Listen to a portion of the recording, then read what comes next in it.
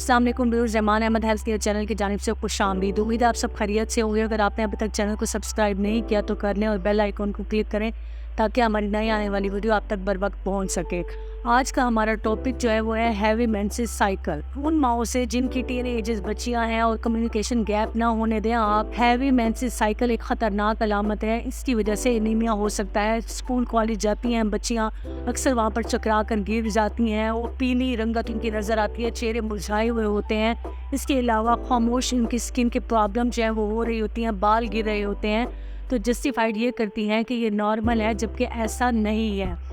8 से 10 दिन heavy menses आना और 2-3 दिन जो है वो इतने हैवी मेंसेस होना कि 10 से 12 बार पैड जो है वो चेंज करना पड़े, तो ये डेंजरस है।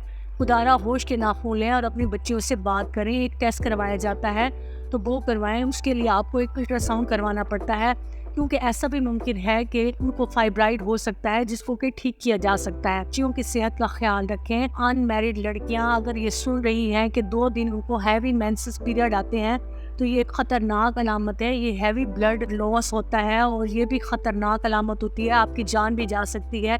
इसके अलावा आपने कोई एक्सपेरिमेंट नहीं करना, बगैर किसी कट और सर्जरी के यूट्रस को नुकसान पहुंचाए बगैर इलाज जो है इसका मुमकिन है। मेजॉरिटी यंग पीपल जो है वो इलाज नहीं करवाते, इसमें कोई कट नहीं लगाया जाता, बल्कि इसमें आसानी से जो है इलाज किया जा सकता है। इसमें एक अल्ट्रासाउंड करके डायग्नोज किया जाता है कोई फाइब्राइड तो नहीं है, और इसमें आप केयरफुल रहें।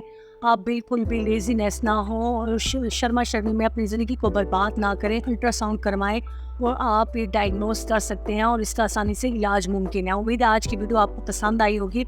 अगर आपने अभी तक चैनल को सब्सक्राइब नहीं किया तो कर लें और बेल आइकन को क्लिक करें ताकि हमारी नई आने वाली वीडियो आप तक बर वक्त पहुँच सके। आपका बहुत शुक्रिया।